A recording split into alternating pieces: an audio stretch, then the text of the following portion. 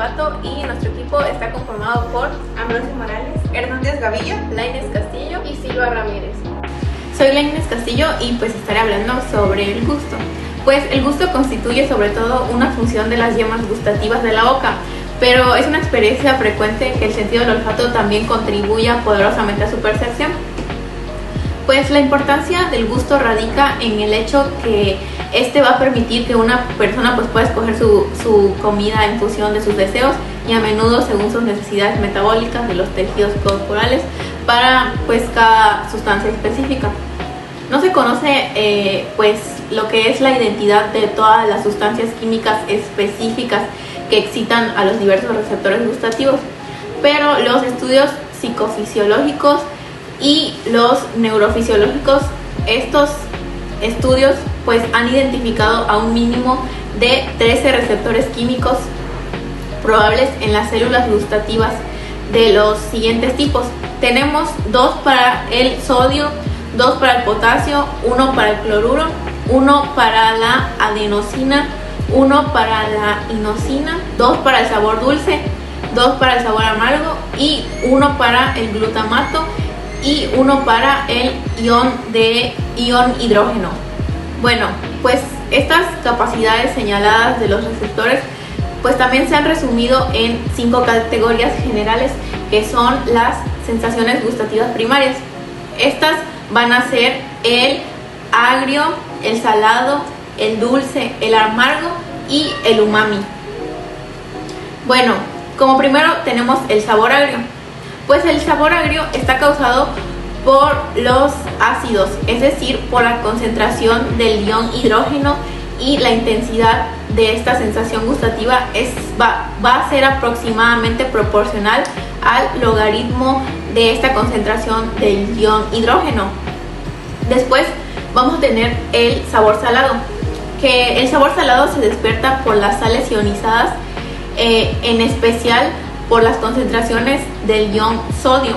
La cualidad de este rasgo va a variar pues de una sal a otra, porque algunas de ellas suscitan otras sensaciones gustativas además del sabor salado.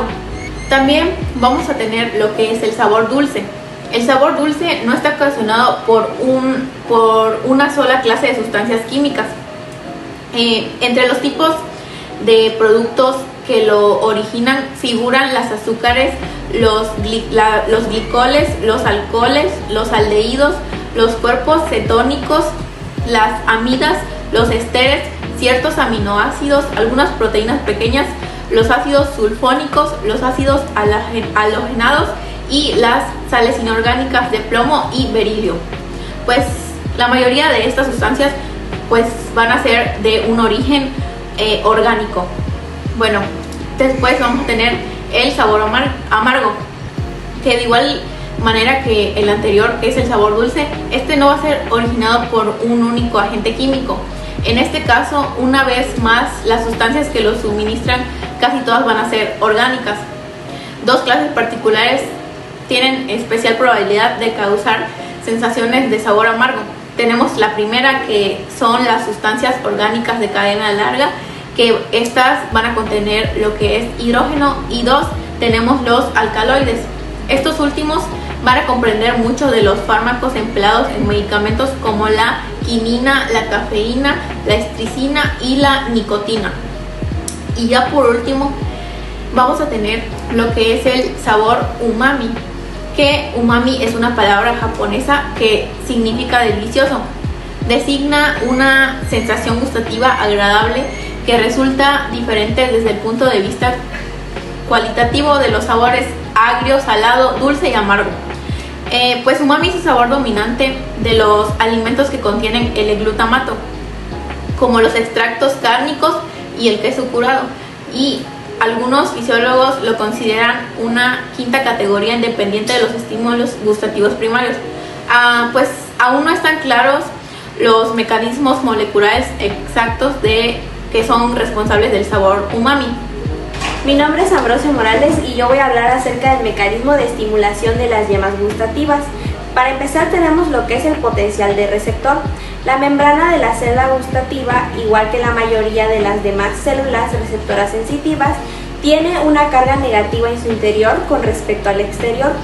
La aplicación de una sustancia con sabor sobre los cilios gustativos va a provocar una pérdida parcial de este potencial negativo, es decir, la célula gustativa se despolariza. En la mayoría de los casos, el descenso del potencial dentro de un rango amplio va a ser aproximadamente proporcional al logaritmo de la concentración de la sustancia estimulante. Este cambio del potencial eléctrico en la célula gustativa se va a llamar potencial de receptor para el gusto. Bueno, el mecanismo por el que la mayoría de las sustancias estimulantes van a reaccionar con las vellosidades gustativas para poner en marcha el potencial de receptor va a consistir en la unión del producto químico con sabor a una molécula proteica receptora que está situada sobre la cara externa de la célula gustativa, cerca de la membrana de una vellosidad o sobresaliendo de ella. Esta acción, a su vez, va a abrir canales iónicos, lo que va a permitir que los iones sodio o hidrógeno con carga positiva penetren y despolaricen la negatividad normal de la célula. A continuación, el compuesto con sabor resulta arrastrado gradualmente fuera de lo que es la vellosidad gustativa por la saliva, que pues esta básicamente lo que va a hacer es que va a poder retirar ese estímulo. Como podemos observar en la siguiente figura, esta lo que va a hacer es que nos va a mostrar las vías neuronales para la transmisión de lo que son las señales gustativas desde la lengua y la región faríngea hacia lo que es el sistema nervioso central. En este, los impulsos gustativos procedentes de los 2/3 anteriores de la lengua se van a dirigir primero hacia lo que es el nervio lingual. A continuación, van a ir por lo que es la cuerda del tímpano hacia el nervio facial y finalmente van a llegar a lo que es el tracto solitario en el tronco del encéfalo. Las sensaciones gustativas pues de las papilas caliciformes van a estar situadas en lo que es en el dorso de la lengua y en otras regiones posteriores de la boca y pues de la garganta. Estas se van a transmitir a través del nervio glosofaríngeo, también hacia lo que es el tracto solitario, pero a un nivel un poco más inferior. Finalmente, pues unas cuantas señales gustativas se conducen hacia lo que es el tracto solitario, desde la base de la lengua y otras porciones de la región faríngea por medio del nervio vago. Buenos días, yo les voy a hablar sobre lo que va a ser el sentido del olfato. El sentido del olfato es el menos conocido de nuestros sentidos. Esto es debido a que en parte al hecho que constituye un fenómeno subjetivo, que quiere decir con esto que no puede estudiarse con facilidad en los animales inferiores. Otro problema que implica en la situación es que el sentido del olfato está poco desarrollado en los seres humanos en comparación con lo que sucede en muchos animales inferiores.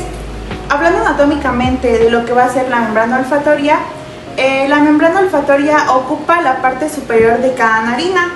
Se va a encontrar en sentido medial y se va a doblar hacia abajo a lo largo de la superficie del tabique en su parte superior. En la imagen podemos mostrar que en sentido lateral se pliega sobre el cornete superior e incluso sobre una pequeña porción de la cara superior del cornete medio. En cada narina, la membrana olfatoria ocupa un área superficial de unos aproximadamente 2.4 centímetros. Y bueno, en la siguiente imagen podemos observar lo que son las células olfatorias. Estas células, más que nada, son en realidad células nerviosas bipolares que van a estar derivadas en principio del propio sistema nervioso central. Aproximadamente el libro nos habla que hay más o menos entre 100 millones de ellas en el epitelio olfatorio. Estas van a ser intercaladas en cada de las células de sostén, según se observan en la figura que se va a poner en continuación. El extremo mucoso de la célula, esta forma un botón desde el que nacen de 4 a 25 cilios olfatorios, que también son llamados pelos olfatorios.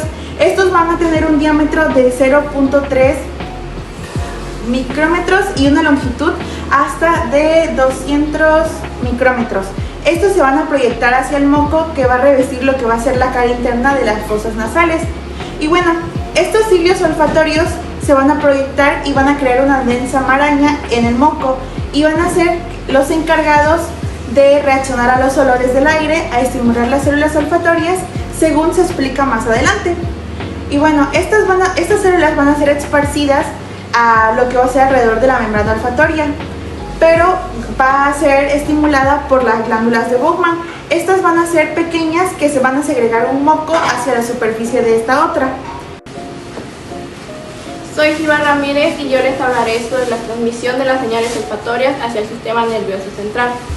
Tenemos que las funciones olfatorias del encéfalo figuraron entre las primeras estructuras cerebrales desarrolladas en los animales primitivos, y gran parte del resto del cerebro se fue formando alrededor de este origen.